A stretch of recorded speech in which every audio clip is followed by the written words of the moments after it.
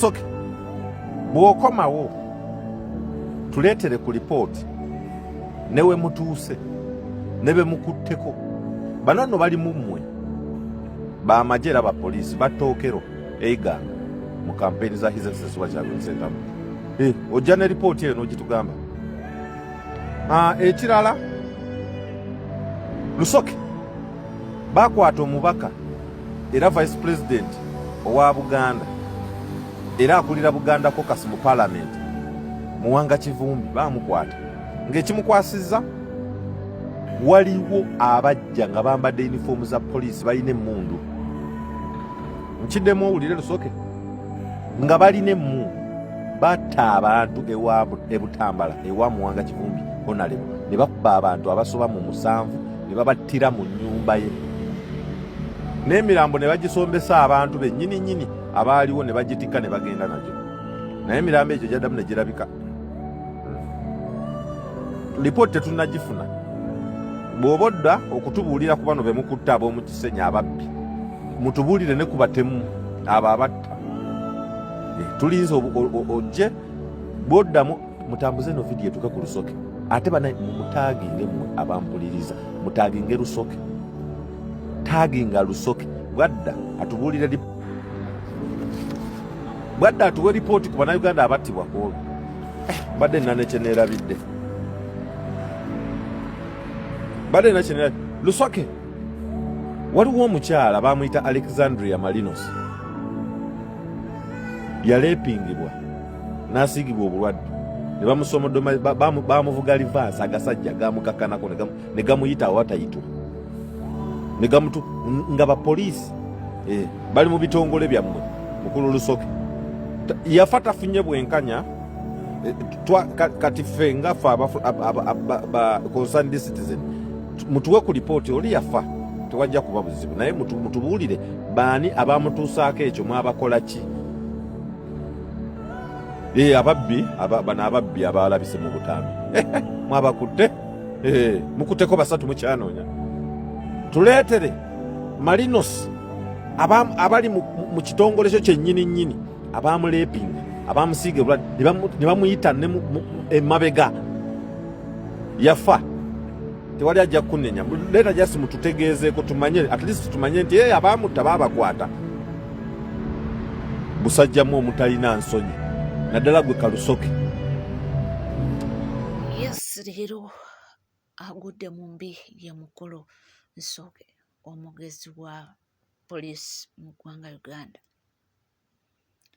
Bamubuuzizza lwaki abantu abamu ebyabwe byanguwa nti wane eno juzi evuddeko twalaba mukyala Natasha ono nga ye muwala wa Pulezidenti Yoweri Kaguta Museveni nga complaininga omuntu eyaggulawo fake account okwerimbika mu ye n'akwatibwa bunambi nti naye lipooti endala nga zirwawo eripooti endala z'abantu ababuziddwawo nga tezoogerwako nti nabyo ayanguwe aveeyo akole ki abyogereko nabyo abitugambye lwaki emisango emirala gyanguwa ate emirala nezitatambula katugambe bwe tutyo awo tufuddewo munnange waliwo abapoliisi 2 abakwatiddwa mu bubbi buno bwe tulaba obutambi obwo busatulatinga obubbi buno obw'ebijambiya era omwami oli abadde akyogeddeko nti abantu daddala bano abakola ebintu ebyo bantu bammwe bapoliisi 2 bakwatiddwa. Kino nno kiddiridde okwata abantu 2 abentegeddeko omu ye Mbabazi omulala ye Tukamushaba. Ababiri bano bwe baba bakutte okuba interrogatinga ne bawaayo mechanic kigambibwa nti ono mechanic oba makanika gwe babadde baguza epiki zino era nti we babaddeyo makanika ono we baamukutte bino byonna biri hoima we baamukutte mekanika ono kwe kuwaayo abapoliisi bano 2 era mbu babadde baludde nga bamuguza piki ku bbeeyi layisi bamuguza zi TVs ku bbeeyi layisi era yabalokoomye ne balyoka babakwata.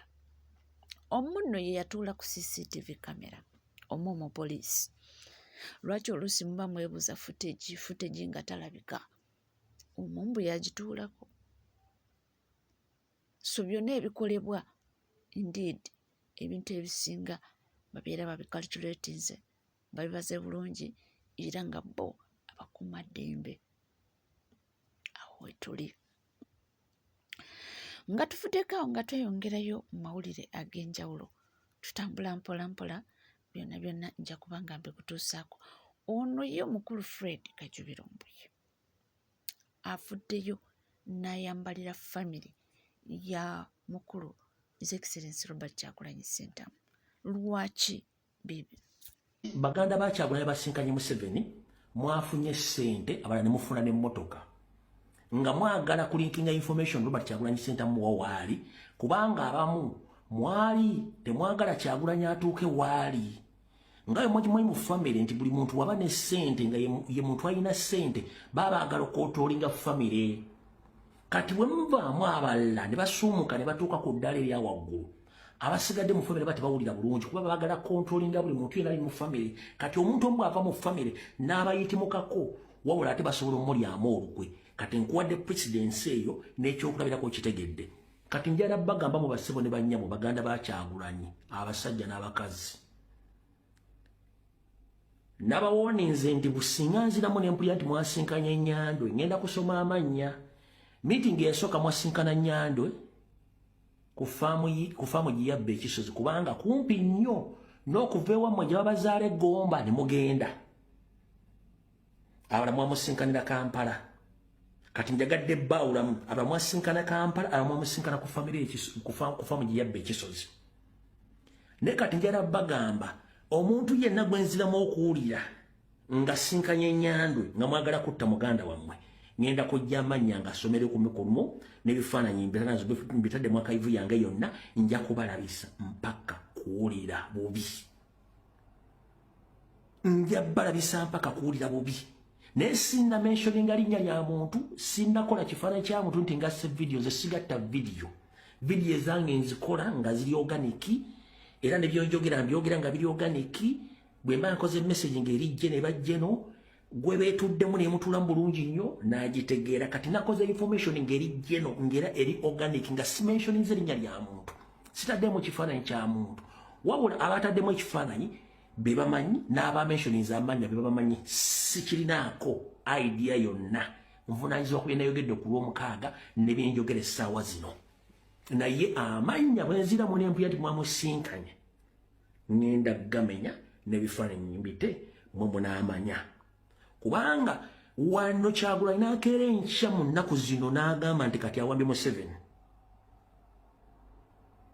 oba mu nnaku zino zitubuzaayo Kyagulanyi n'awamba gavumenti eyo, mwe mugenda okubenefiti nga sesso sifi. Lwaki muli olukwe musajja nga mwe muyitibwa Baganda ba Kyagulanyi nti wafuuka president mwe ogenda okufuuka first priority? Lwaki mumulyamu olukwe n'enkwezenge? Fenamu tebajja natumanya kubeera tebatumanyi, ne mugenda okubeera wa first priority. Ne lwaki ate muddira omukisa ne mutandika okugunaabiramu obukokkoliko?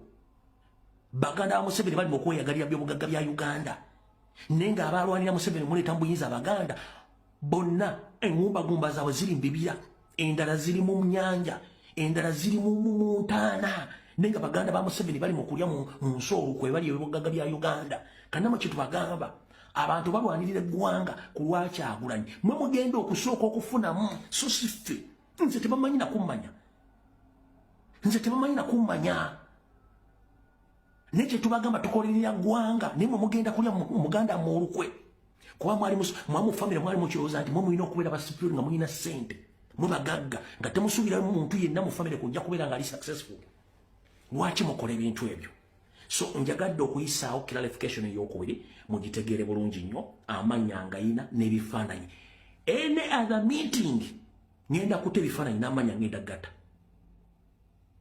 Ekyo nakyo nkivuddeko. awo tuvuddewo nga tweyongerayo mu mawulire ag'enjawulo era agatambula olwa mawulire ge twafunye nti mwana muwala Vicky Ajok nti agenda kubanga dipotingibwa wanino mu ggwanga Uganda era wategeezezza nti omwezi ogujja ogwokusatu ajja kuba mutaka wanino Uganda. Amawulire amalungi agaliwo ennaku z'omwezi 13 omwezi ogujja omukyala amanyikiddwa nga Vicky ajja kuba mugenyi e Uganda, ajja kuba adipotingibwa ng'addayo ewaabwe e Uganda. So banange mwongere okusaba atuke mirembe. Nga tweyongerayo mu mawulire ag'enjawulo ono yategeezezza n'agamba nti musanyufu kubanga Sarah Bireete ye yaloopye buli kimu buli Munnayuganda kyeyandibadde yeetaaga okuba ng'awulira. Ng'omukyala ono Sarah aloopye byenjagala, aloopye ebinsanyusizza. She's an advocate because engeri gy'asengekamu ebigambo bye ebintu bye twandiroopye emyaka 10 Sarah abikuŋŋaanyizza n'amakinga sure nti byonna abibawa ke kachansi kalina kabibawe. Bannange singa Uganda erina abakazi nga Sarah 20 nga tebaluma ntamatama nga tebava ku kigambo kyabwe singa Uganda twateerera dda. Mama Sarah oligo kuteeka maju konka webaale kikazi webale munonga hazoroka hangare nutukwetenga mukama kuhangaze Sarah. This woman she's a woman pro max GB maker. Sarah webale mukazi Byonna byonna nga bigenda mu maaso bano bo bakkatiriza nti yo EU Parliament terina makulu nti era byonna byonna babagambye nti mbu teri kisobola kukolebwa mbukujjako nga mukulu Robert Kyagulanyi Ssentamu yeetaaga obuyambi. Foot soldier bannaye buli muntu agumye munne kubanga European Union Parliament ebavuddemu. Jukira yatudde nga ne ambassador tazze yagaanye. Ne bagamba government yagambye tegenda kumusindikayo musimanyi bagende bamubuuze ebibuuzo ku nsonga za Bobi Wine teyagenze. Ekyo ne kisooka kibakuba. Ekirala bamugambye Bobi Wine olwamaze okwogera ne Sarah Bireete n'ayogera ne bamugamba tetugenda ku sanctioninga Uganda. Tewali mukulembeze simanyi ebyo bya targeted sanctions simanyi to completely disassociate baleme okukolagana ne Uganda. Bamugambye ffe boogamba obutakolagana na Uganda. We celebrated 50 years of our partnership with Uganda. Myaka 5 bajaguza yesterday. Wali olabyeko okugenda okuloopa omuntu ate ne bagamba gwe kenyini aloopye gwaba akyusa mu byetaago byo. Bamugambye apart from sanctions gojeko sanction kyekirala kye tuyinza okuyamba. What else can we do for you? Tebagambye what can we do for Uganda, what can we do for you? Ko alabye Bobi Wine yayina ekizibu ayagala bibyenga ye. Era n'atandika okumanya yakyankananye yatuse n'okugamba can you please repeat the question? N'alabye ng'omusajja bannanga nkwasiza ekisa. Woo, Uganda, no weapon formed against Uganda shall prosper. Twabagamba dda Uganda is God's nation. Gwe ne bw'obeerawo nga weekoze olowooza ensi tekulaba tuba tukulaba ate tukusabira ne tugamba Katonda may you expose all our enemies. Olwamaze okwogera byonna ne bamugamba we acknowledge the election results and we regret the post-election violence. Nti ebikoleddwa ebyobuvuyo simanyi Bobi Wine yeekwese ani bamukutte. It is regrettable naye tekijjaawo nti we acknowledge tumanyi nti president omulonde owa Uganda ye president Yoweri Kaguta Museveni. Kati ekyo kirekawa Bobi Wine banno bafuutse ojo ogenda bagamba ki? Kubanga Bobi Wine newe yagenda mu kalulu nga tanoonya kalulu asibe yayogera bitazimba yali amanyi nti plan B gyalina ye y'abazungu. Kati bakamutemye bamugambye we acknowledge ffe tukkiriza nti president wa Uganda omulonde ye Museveni. Kati ozzaako ki? Ne bamugamba we acknowledge the contribution of Uganda in keeping peace and security in East Africa, Somalia, Sudan, Congo. Ebyo bemubadde mugamba simanyi Museveni yatta abantu e Somalia yatta abantu bakugambye we work with them to keep peace and security. Kyoyita okutta abantu bali bakiyita kuuma mirembe. Kati kikulekawa. Ekirala bakugambye we acknowledge President Museveni's effort of hosting refugees diversely from all countries. gw'oli mu Uganda Bobi Wine ogamba mubaboole ogamba Munyarwanda dde waabwe eno bakugamba tusiima President Museveni ne gavumenti ye okuhostinga abanoonyi b'obuddamu abatava mu nsi emu wabula nsi za njawulo diversity gwe n'abawo kennyini oli mu kubaawulamu ogamba omuganda akyawagira Museveni musiru bali tebabuildinga principles zaabwe mu kwawula mu bantu baagala kukungaanya bantu kugatta bantu ate wadde obyogera mu Luganda naye babitegeera eri tubavunulira ne tubiteeka mu Luzungu ne bategeera nti Bobi Wine agamba nti ye ayagala uniformity ayagala Buganda yonna ennamba ebeere ng'ewagira ye kubanga Baganda alinga yakola Buganda Unity Platform lwaki tokikyusa ekibiina ne kifuuka Kabakayika so oliawo ogamba mubaboole Munyarwanda dde waabwe mubuleminga Northern for choosing President Museveni mubalangira obwavu n'obutabeera bulungi kyokka nga eri bakugamba tusiima President Museveni okubaayaniriza abantu. They can know that Museveni is 1,000 or if not 1,000,000 times better than you in terms of humanity. You are claiming to fight for something you cannot even afford. Olwanirira nsi gy'otamanyi na kumanya constituencies erina. Bakubuuza wano how many constituencies do you have in Uganda? Ogamba 500. Kati omuntu ayagala obwa president takimanyi nti tulina constituencies zitasukka mu 5 something. Ekyongerako ba MPs okubeera 5 plus is because tulinako these other positions eziva mu special interest groups like the youth, the army and the PWs, people with disabilities. So kati gwe bw'obeerawo ng'ogamba simanyi tulina 500 kitegeeza n'ensi gy'oyagala okulwanirira okufuga togimanyi. Ne ambassador wa Uganda gumugamba nti ate lwaki tulina ambassador omuzungu oyo omukazi amanyi Uganda ate ajagala n'okusinga Bobi Wine. Narabako several interview of that Her Excellency Marjan. Ebintu byayogera ku Uganda bamubuuza development gye mukoze mu Uganda yayogera ku electricity n'agamba dams of electricity zebagenda okuzimba nga buli emu amentioninga watts zegenda okubanga eproducing ez'amasanyalaze ng'abijja mu mutwe asoma report n'azitegeera va ku Bobi Wine akuraminga obukuraminzi ne byasoma mu Geneva Summit yali asoma ng'eriiso talijja ku kipapulo ng'era bwe yali mu NTV debate kati oyo nga naye afuuka president wange nze ate ekirala nsaba gavumenti mutwale keen interest mu bigambo bya Sarah Birete yagambye awo bamaze babuuza ne bagamba apart from sanctions, targeted sanctions, what else can we do? Sarah Birete bwe yatuuse okwogera yagambye we want you to sponsor, to support individuals in fighting for democracy. What did she mean by that? Kubanga tukimanyi there are some African countries whereby zifuna foreign supporters ne batandika ozuwa sente mu nkukutu ne bagamba buli mwana agenda ku street okwekalakaasa olunaku tukuwa mitwalo 10 oba 15. So kati notandika okulaba abantu nga bakola obwegugungo bakola obutabanguko mu town naye nga bali ku payroll basasulwa. Kati Sarah Birete oyo ate ye mukazi omwe weda agamba nti badde bamwekengera ng'ebintu byakola bagamba sponsoringa opposition leaders naye kati ye kennyini akyogedde n'agamba asabye sente ku lwatu. Support individuals. What do you mean by support individuals? So amagye ga Uganda, all the security operatives don't take that statement from Sarah Birete so lightly. Bayinza okwagala okuleeta sente z'ebisiyaga nti basasula abaana batandika okubeera ku nguudo nga bateekawo obuvuyo nga bali ku musaala. We start to get paid riots. Temukikkiriza bannange. So Bobi Wine eri gy'oloopa bagambye they are going to embrace dialogue. Dialogue okuba nti bateesa ne balaba kiki ekisobola okuleeta harmony mu Uganda. So kiri kugwe foot soldier okulemezamu n'ogamba ffe tukyali gumite twagala kubeera defiant tujja bavuma tugenda bawemula vuma wemula naye biine ekomo. Tetusobola kulonda President Museveni n'awangula ate ne tugala nga ffe abali ku bunkenke ne tuteyagalira mu nsi yaffe. So what was the essence of voting for peace in the first place?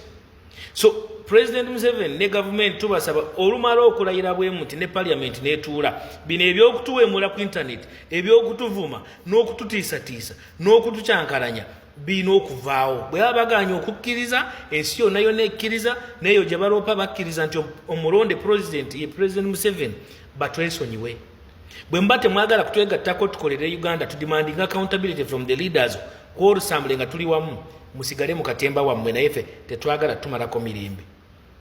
It is about time you accepted the results, you accepted defeat, tuzimbe Uganda eno nga tugenda mu maaso. For God and my country. nange ffe tubawo okubanga tukutuusako amawulire gonna nga we gatambula era wano wokka ku NCK TV. Weba oliyo nga tona subscribinga kekadde subscribinga, ringinga that notification bell, sharingo, likinge. Bingi nnyo byogenda okubanga ofuna era bingi nnyo tugenda okubanga tukutuusaako. Tula butuuzi kalira nywera. Sigala naffe tova.